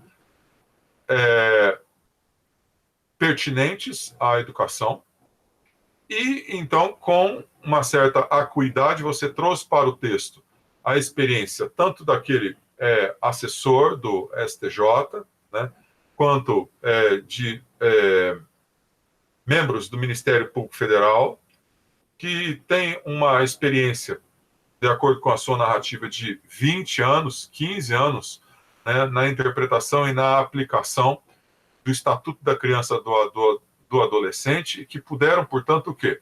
Contribuir com aquilo que eu já disse a certa altura da minha fala, com um processo legislativo no sentido substancial, ou seja, de como substancializar a técnica legislativa no sentido de que ela não fosse tão só a resultante de discussões lacônicas, né, perante comissões, né, Comissão de Constituição e Justiça, ou da Comissão de Orçamento e Fiscalização, porquanto isso iria esbarrar nos limites de gasto do Estado e do planejamento orçamentário, ou seja, a austeridade fica por conta de uma indagação necessária no sentido do seguinte, né, todos se colocam no sentido de dizer que existe uma contradição acentuadíssima, né, no processo legislativo brasileiro,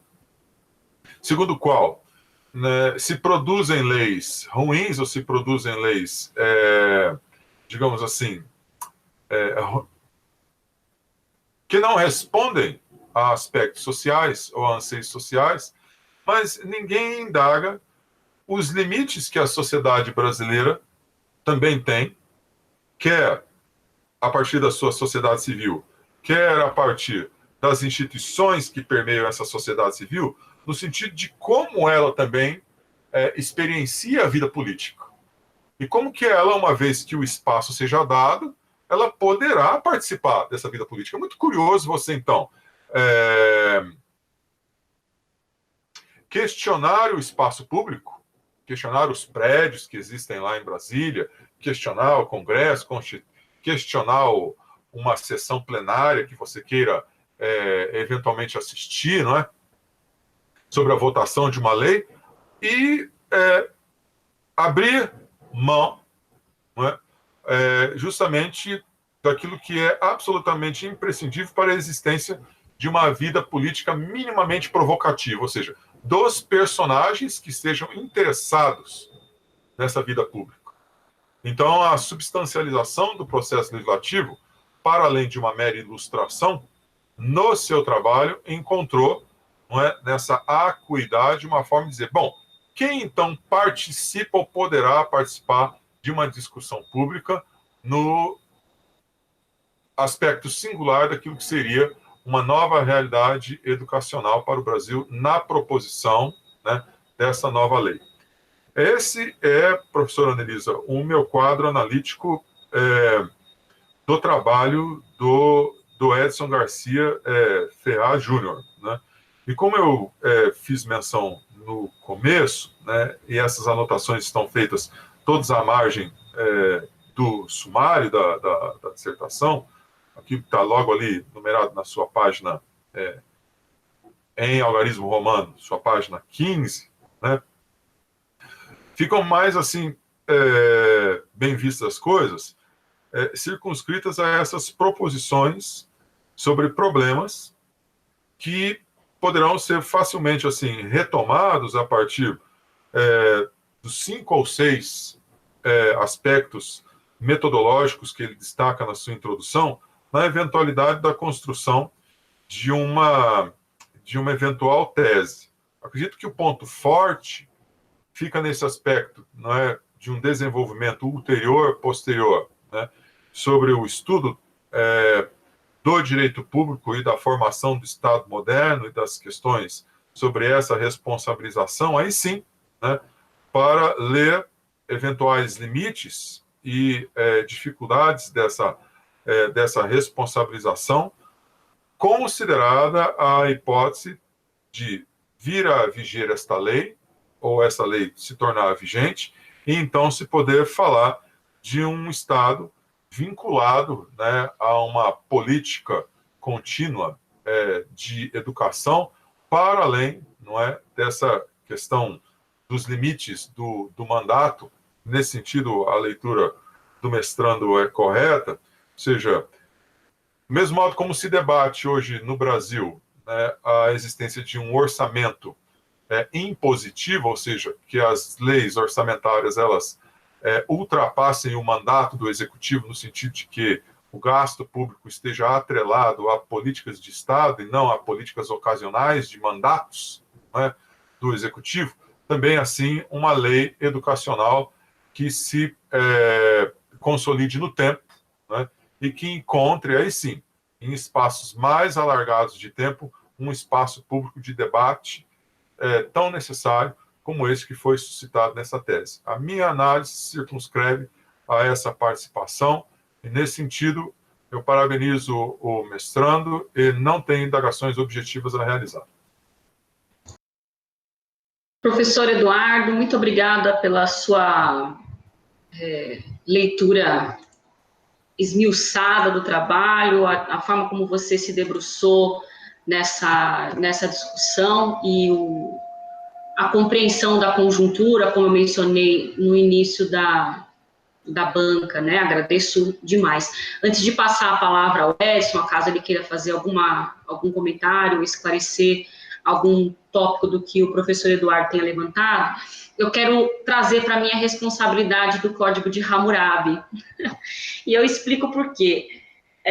Nós lemos, claro, o texto que o professor mencionou, e nós entendemos que não se tratava aqui, no caso do Edson, de uma discussão com uma linha evolucionista, que é a crítica que o autor do texto que você mencionou faz, mas a tentativa de fazer algumas aproximações e, em especial, estabelecer como a teoria tridimensional do direito, uma vez que a gente possa discutir valor, no caso da formação das opiniões, que vão interferir na decisão do que será a proposição normativa escolhida para se tornar norma, poderia auxiliar aí como um processo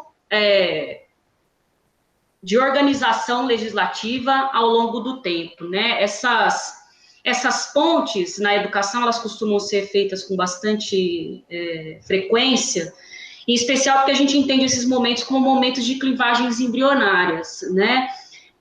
Por exemplo, o pessoal começa a falar do Montesquieu, muitas vezes, em especial o espírito das leis, não foi o caso do Edson aqui no trabalho, mas eles se esquecem que houve uma influência significativa do Solon de Atenas no século VI, né, em 590, 594, se não me engano, com relação àquilo que o Montesquieu vai compor sobre discussão legislativa, né, de legislador.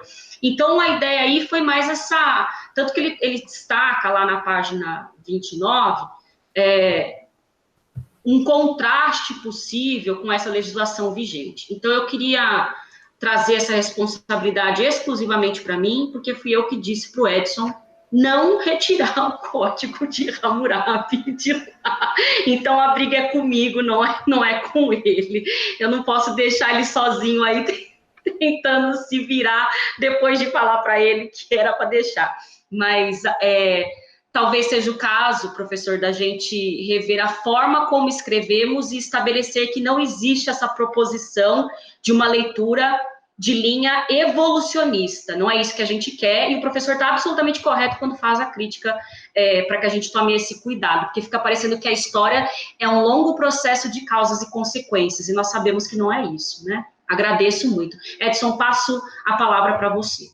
Eu quero agradecer as sempre elucidativas e muito interessantes, muito pertinentes posições colocadas pelo professor Eduardo, uma carga bem rica, né, dos conceitos, né, que corroborou de maneira inegável, né, no texto que foi consolidado aí na dissertação do mestrado. Agradecer aí pelas elogiosas palavras também no transcorrer, né, dos capítulos. E uma questão que eu destaquei, especialmente numa arguição final, com relação aí à lei de responsabilidade educacional, ela tem um condão, né, ela tem pelo menos a intenção de ser uma política de Estado e não uma política de governo. E é isso que a gente procura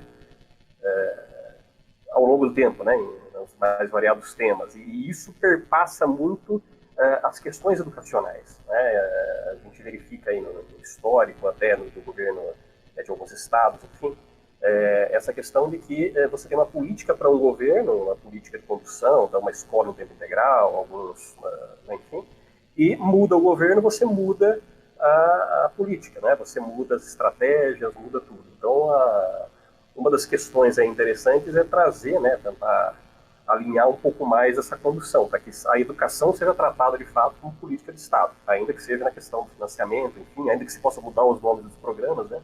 Mas que se evite aí que em um determinado governo a educação seja deixada de lado, em outro ela seja priorizada, enfim, para que haja uma uniformidade e que não tenhamos aí gerações prejudicadas, né? Em determinados momentos aí em que eventualmente o governo tenha outras prioridades, né? Aí governo, até a questão da coalizão com o legislativo, com outras forças políticas e etc, que a gente verifica, né? Então, acho muito pontual, né, a eventual aprovação aí do projeto, né? Claro, tem seus pontos de aprimoramento, o trabalho inteiro de debate, né? Especialmente o terceiro capítulo de debate, a questão aí da necessidade de você aprimorar, né, cada vez mais os mecanismos, né, de controle, de eventualmente não penalizar, né, não ser utilizada a lei de responsabilidade educacional como ferramenta de açoite a gestores, por exemplo. Mas temos aí o contraponto de que é importante algo que vincule, né? Vincule especialmente a educação aí como política de Estado. Acho que esse vem ser uma questão interessante aí que seja essa ou que seja outra legislação, como o professor Eduardo bem pontuou, ela ainda não foi aprovada, ela depende da votação na Câmara e pode até ser retirada, né? Pode ser que determine-se a criação de uma outra comissão, né? Enfim, tudo pode acontecer, mas é importante que a gente tenha aí olhares, né, mais cuidadosos, especialmente nas nossas esferas executivas, legislativas, enfim, com relação aí à educação. Então, mais uma vez, agradeço pelas gentis palavras aí, pelas grandes contribuições, desculpa, do professor Eduardo e as ponderações da professora Ana Elisa. Vamos analisar aí a questão do Hammurabi, né, a forma de colocar, enfim. Mas muito bem, muito obrigado pela ponderação. Obrigada, Edson. Passo, então, a palavra ao professor Luiz Henrique Aguilar, agradecendo mais uma vez pela presença e por também ter se debruçado aí a leitura do trabalho do Edson. Professor Aguilar, por gentileza. Muito boa tarde a todos. Vou começar primeiro agradecendo a nossa querida Ana Elisa, pelo convite, e depois seguirei pelo professor Eduardo, que tem uma muito boa lembrança e também ouço com muita atenção, porque ele tem não só uma leitura técnica do que estamos falando, da matéria que estamos analisando, como também ele se manifesta politicamente, e eu acho uma alegria. Primeiro, a primeira vez que eu ouvi, gostei muito, e continuo achando que esse é um condimento muito especial e uma especificidade que ele tem quando ele argue.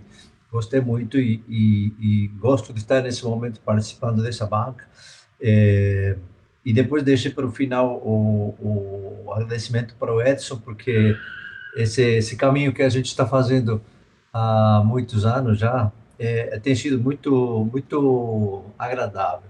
Eu escrevi a arguição, então eu vou ler, e primeiro porque gostei muito, e segundo porque vou me organizar melhor. Pode ser? Tá bom. Então, bom, primeira coisa,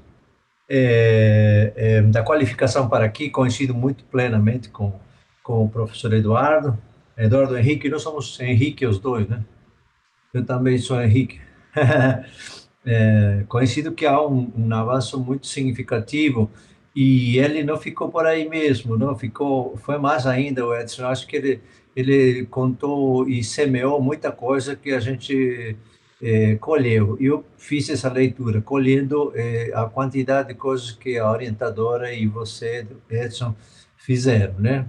E eu acho que o futuro é muito bom para vocês também. para vocês dois. Gostaria muito de me referir primeiro à sua trajetória, Edson, como pesquisador, como companheiro na disciplina de Política e Legislação, do programa de pós-graduação, e também agradeço também a Ana, juntos no projeto de pesquisa, onde você também participa, do Núcleo de Estudos e Pesquisas do Mercosul, e na Sociedade Brasileira de Educação Comparada, que é uma quantidade de interfaces que a gente tem muito agradáveis. Sempre vou me lembrar da professora Ana Elisa, que estávamos em Curitiba, e ela me disse assim: Aguilar, quando você vai assumir essa sociedade? E eu falei: calma. Aí assumi com compromisso com ela. Então, estamos aí desde aquela época pensando. Então, em todos esses espaços que eu tive, tenho a celebrar, Edson e Ana, essa companhia, a competência do trabalho de vocês e, sobretudo, para o Edson, o fato de tê-lo conhecido como um aluno dedicado, de uma formação sólida e um profissional íntegro e sério.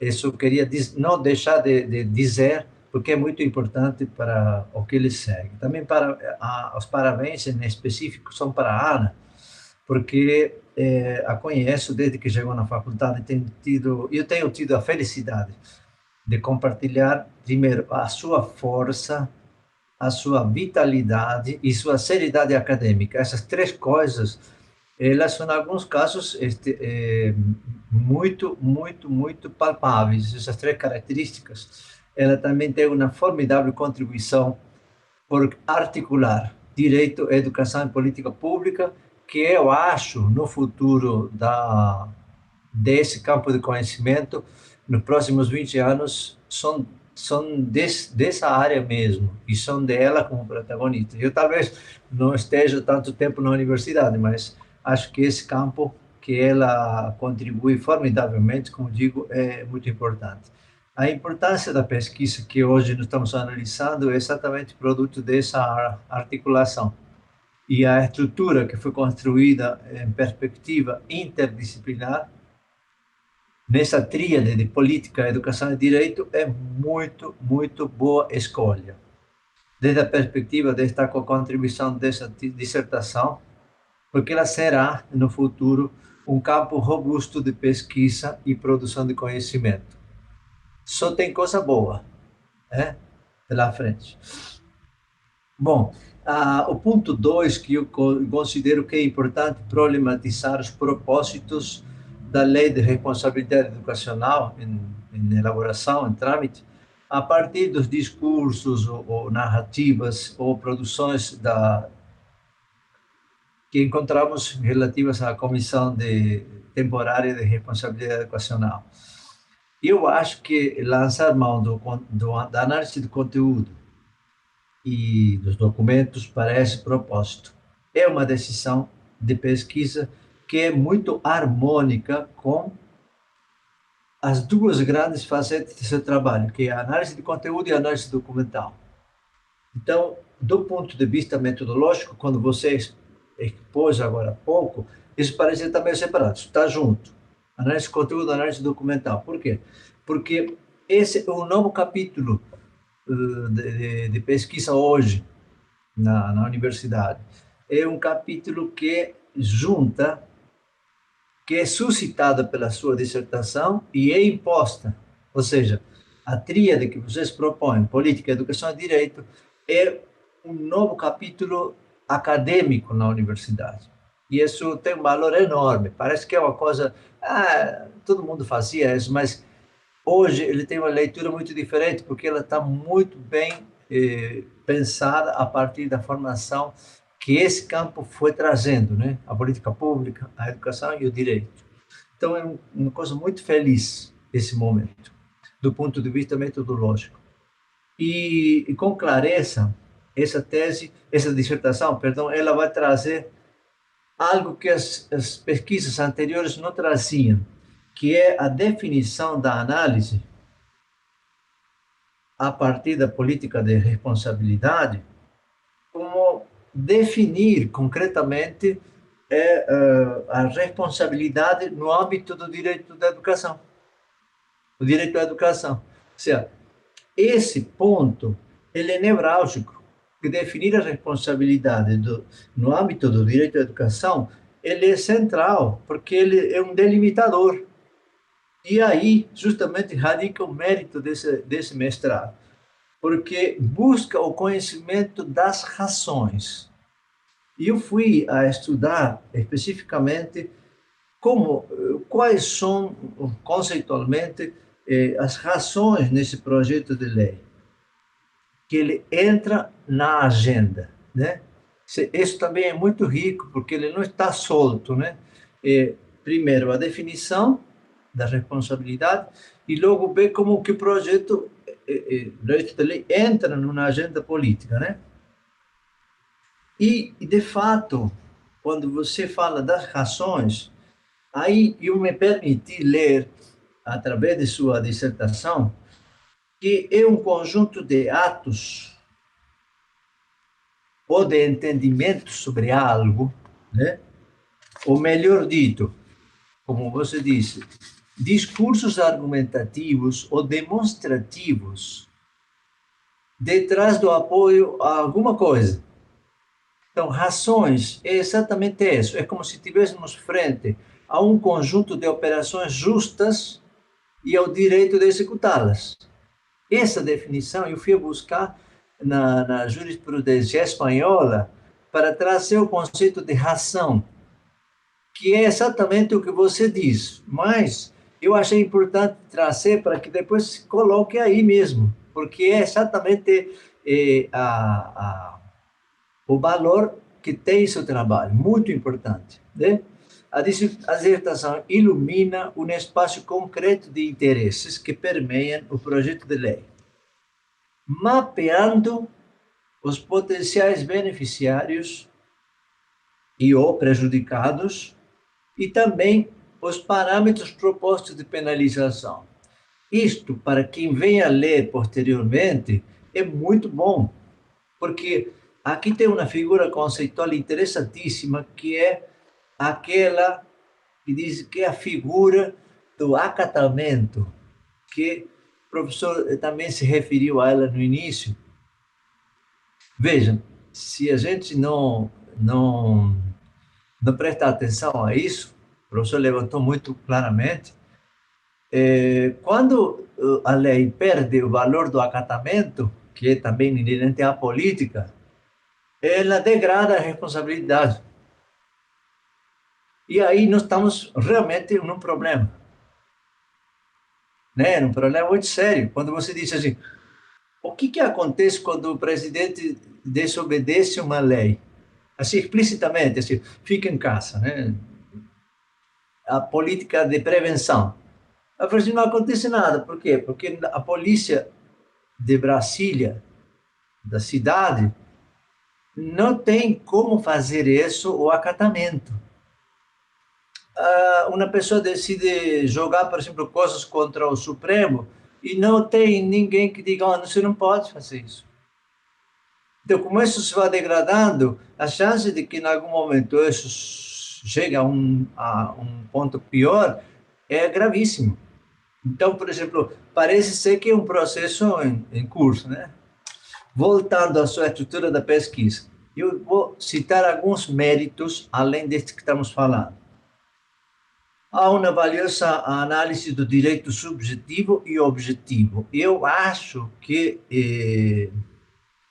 você escreveu isso num rodapé. Eu acho que ele tem que ir para cima, porque está muito bem. E, veja, muitos professores da universidade não têm claro isso, não. Não tem claro o que é direito objetivo e subjetivo. Eu esteve num curso fora de Campinas, e uma professora que estava me acompanhando, ele foi perguntado isso, ela se embananou e ficou assim numa gagueira violenta, porque ela não sabia. Então, essa dissertação também tem esse mérito. O percurso do distanciamento normativo e a realidade educacional, que você cita a deputada Teixeira, Raquel Teixeira, é muito bem tratado esse assunto. E também, quando essa dissertação seja publicada, Eu acho que você deve colocar uma linha de tempo quando você traz o papel dessa deputada e os demais atores, porque vai ficar muito bom quando você se refira como se refere às audiências públicas, porque elas são temporalmente o processo, né? Que é um conceito que depois vamos ver que é muito bom também. A pergunta que você tem como grande chave dessa dissertação, que é a quem serve a lei de responsabilidade educacional, é um potente motivo central de outras pesquisas também, né? E eu acho, como você disse no final, eu acho que é muito mais importante em coisas que você venha a escrever posteriormente e eventualmente novas pesquisas, o conceito de stakeholder do processo legislativo é uma matriz, de verdade, Edson analisa, professor Eduardo, ela ressignifica todos os conceitos que já utilizamos há muito tempo quando estudamos processo legislativo. Esse conceito ressignifica tudo. Por quê? Porque seria muito bom investir como pesquisador, até como advogado, mas eu acho que como pesquisador iria muito bem, porque quando a gente pensa nisso, a gente preenche de conteúdo um conceito que ele não existia com essa força, né? Esse conceito do stakeholder dentro do processo legislativo. Outro mérito importante é a base documental que você consultou, em português e inglês, e isso é muito pertinente à escolha documental e o tempo de fechamento dos dados, porque essa data, que é 28 de junho de 2017, ela é muito importante, porque ela praticamente tem todos os problemas e todas as consequências, né? Me refiro às tabelas que você construiu, é muito importante, inclusive, como você sequenciou a análise. Pré-análise, exploração e tratamento de inferências e interpretações. Isso serve para todo mundo. Quem vai ler seu trabalho vai ver que aí tem uma forma de aprender a fazer, né? De contar às pessoas como é que você faz a análise de conteúdo. Por mesmo que eles vão para a Bardem, pode fazer o que quiser, mas aqui está dito como é que você faz, e isso é muito bom. Também é muito boa a sistematização do que você encontrou, né? Porque uma coisa é dizer, olha, estou pesquisando base de dados, base da CAPES e demais, e outra coisa é assim, o que eu achei, o que eu selecionei, inclusive em termos de artigos e livros, porque essa base de dados é muito boa.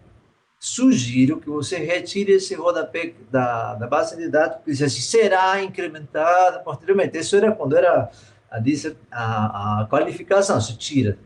A que temos é essa mesmo, né? Do ponto de vista da conceitual, a análise da responsabilidade é um ponto muito alto na dissertação, e o caso que você vai contar na página 32, ele é paradigmático para poder entender o que vai ser repensado posteriormente. Isso pode ser usado várias vezes, né? E, do mesmo modo, é muito valiosa a análise que vincula o protagonismo da judicialização, que justifica a responsabilização, está escrito por você, está muito bem escrito essa parte, a responsabilização pelo mau funcionamento da máquina estatal. Você escreveu, mas outros autores que você utilizou dizem muito bem isso. E isso é uma notícia causal da análise sua. Ou seja, é o mau funcionamento da máquina estatal o que vem a trazer a responsabilização e também a judicialização. Um processo assim meio forte. Um outro mérito também do seu trabalho é o vínculo da análise, isso vale muito. A análise do processo da política e o diálogo que você fez entre Howlett, Aguilar Villanueva e a professora Raquel Teixeira, que ela é um ator terrenal, né? Porque está muito bem construído isso. Veja,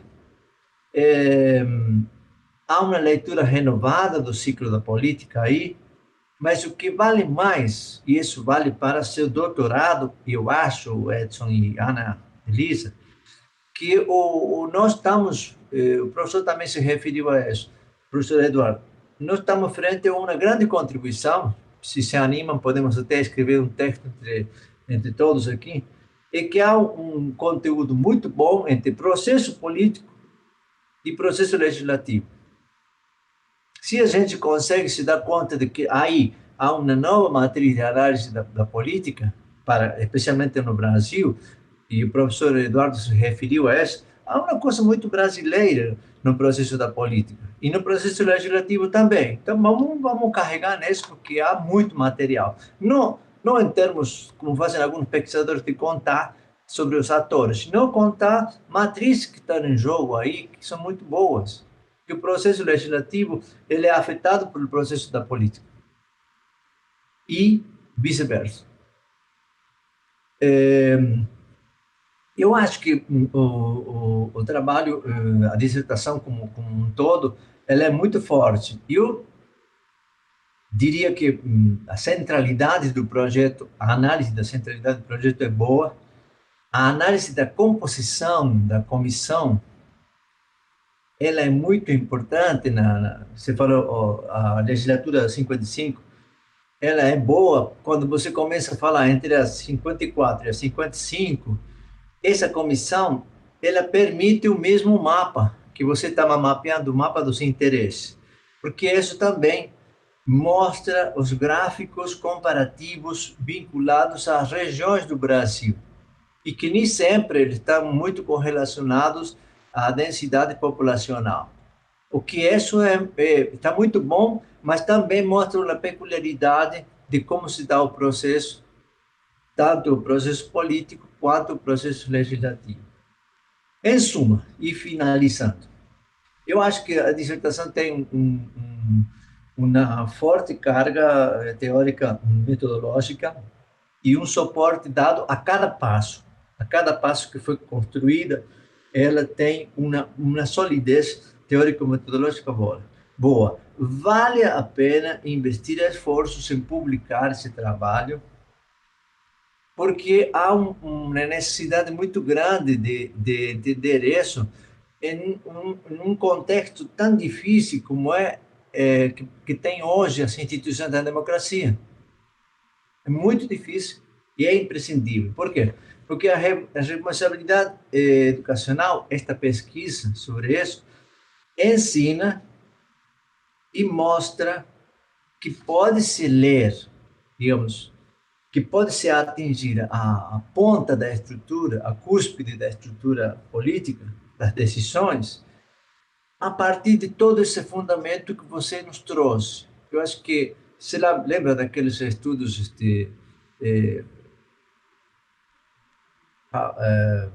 backward mapping, que são de cima para baixo? Esse estudo é um estudo muito importante quando você vai estudar as comissões legislativas, as pessoas que estão trabalhando aí, e depois delas você vai para cima de novo.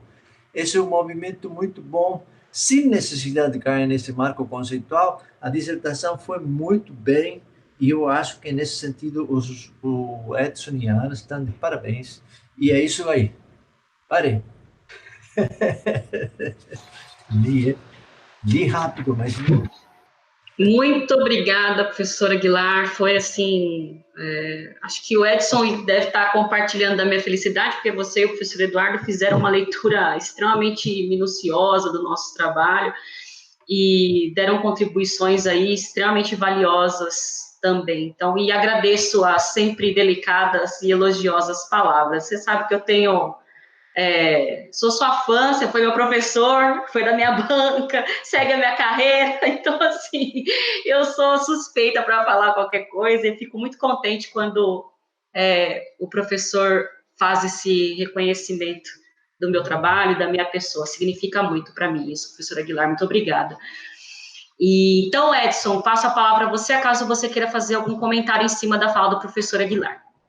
Quero agradecer, professora Aguilar, pelas elogiosas palavras e toda a trajetória. É uma excelente professora, nas disciplinas, como bem salientou lá, de política e legislação, né, nos trabalhos, né, relacionados ao Mercosul, bastante dedicação, bastante esmero, né, obras muito interessantes, né, e acho fundamental, né, essa continuidade, essa parceria, e aí é um professor que admiro muito também, né, então, acompanhei aí um pedaço da trajetória, né, a partir do ingresso no mestrado, e tenho muito a agradecer, e continuemos aí a sequência desses trabalhos. De fato, temos a questão, né, do processo da política, né, a importância, né, de seguir essa análise, de considerá-la, né, como até comentei, ela serve não só na questão da lei de responsabilidade educacional, mas forma um parâmetro aí para análise até de outros projetos, né, que porventura surjam no campo da educação, por exemplo. E fundamental que a gente avance isso, coloque inclusive as perspectivas de comparação, né? Então acho muito interessantes, né, muito pontuais, e fico muito feliz aí por essa sequência, né, com os professores tão gabaritados, professor Aguilar, professor Eduardo, professora Anelisa, né, todo mundo com grandes contribuições aí para o desenvolvimento desse trabalho. Muito obrigado. Obrigada, Edson. Agora eu vou pedir ajuda para o Leandro. Leandro, como que a gente faz agora? Então, professora, você tem o WhatsApp, o telefone do Edson? Tenho. Tá. Então, para as pessoas que estão assistindo e acompanhando a gente no YouTube, nós vamos parar um pouco a transmissão. Tá? Parar, que eu digo, a gente vai deixar sem imagem, sem o áudio, para os professores decidirem a avaliação, e quando terminar, professora, você entra em contato com o Edson. Quando ele se conectar novamente, eu volto à transmissão com áudio e vídeo. Nesse período, se vocês precisarem de alguma ajuda técnica aqui, eu não vou estar ouvindo vocês, você só digita alguma coisa no chat que eu vejo e apareço, tá bom? Tá bom. Antes de você cancelar aí a nossa transmissão, então, Leandro, eu só vou fazer mais algumas considerações, aí eu falo para você poder... Obrigada, viu? De nada. Bom, nunca cabe ao orientador fazer uma avaliação, né, do orientando, nem do trabalho, porque, de certa forma, o orientador também está sendo avaliado, quando os colegas fazem aí as ponderações. Mas eu preciso fazer aqui pontuar algumas questões, porque o Edson, ele sempre foi, como o professor Aguilar mencionou, um aluno extremamente dedicado, e não foi um percurso fácil para ele, não. Quando a gente começou a conversar, aliás, eu tenho uns alunos aí que eles costumam realmente aceitar as minhas ideias, eu acho que eles não têm muita noção do que normalmente eu falo para fazer. Aí eu tenho aquela ideia milaborante, falo, vai lá fazer. Aí os coitados vão fazer. Aí eu falei pro Edson, Edson, por que a gente não faz uma análise da agenda, né? O professor Aguilar falou para a gente, quase não tem isso e tal. Vamos fazer, como se fosse a coisa mais fácil do mundo. Quando ele viu a quantidade de material que ele tinha que ler e trouxe para mim... Enfim, foi assim, agradeço o Edson por ter aceitado essa empreitada, ter se debruçado com tanto carinho nela e com afinco, né? E ter vislumbrado aí nas próprias limitações que a gente encontra do texto, que ele mesmo aponta, em especial a limitação de você trabalhar com materiais já, sem você fazer entrevista, né, com a documentação. Isso, de fato, é importante, foi importante para nós, é uma limitação, mas é exatamente isso que a gente pode superar, acaso o Edson queira levar esse tema para o campo do doutorado, né, mas foi uma experiência, assim, extremamente interessante, eu aprendi bastante com o Edson, essa coisa das legislaturas, 55ª, coitado, ele demorava 1 hora para me explicar, porque cada hora eu confundi com a legislatura que era, mas enfim, eu agradeço a parceria, né, quando a parceria entre o orientador e o orientando dá certo, a gente, não que os trabalhos sejam sempre perfeitos, fogem de qualquer tipo de alteração, longe disso, porque essa é a necessidade mesmo de um processo de construção, mas acho que tudo fica muito mais fácil. Então, agradeço o Edson aí, a parceria que ele estabeleceu comigo ao longo desse tempo. Bom, Leandro, então agora eu peço para você, por gentileza, fechar aí a transmissão no YouTube, tirar o Edson, que aí quando a gente terminar eu falo para ele voltar.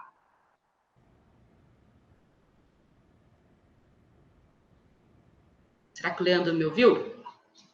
Leandro. Sim, professor. A Ana está falando. Já parei a transmissão no YouTube.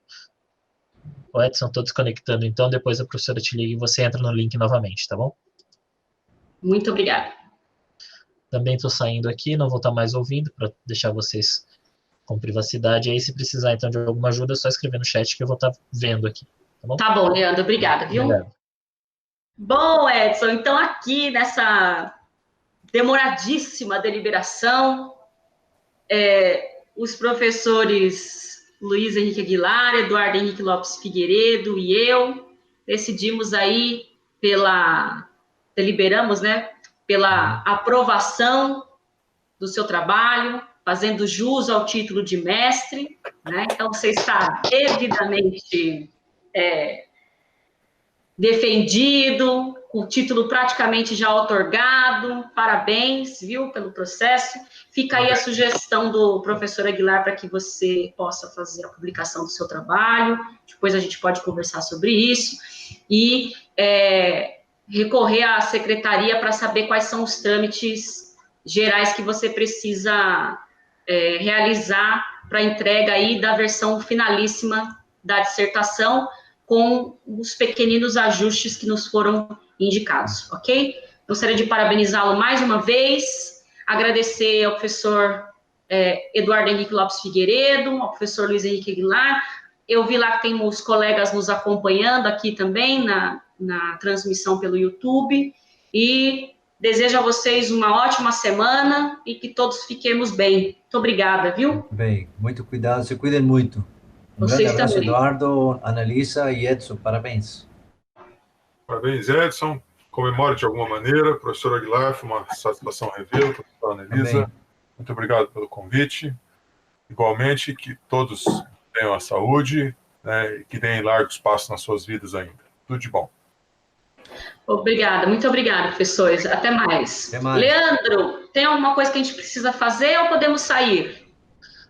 Não, pode encerrar, professora. Tá ótimo. Obrigado, Então, Leandro. Muito obrigado, tudo de bom. Obrigada. Obrigada, Leandro, pelo mais, um apoio, abraço. viu? Tchau, tchau. Obrigado. Tchau, obrigado, meninos. Obrigado.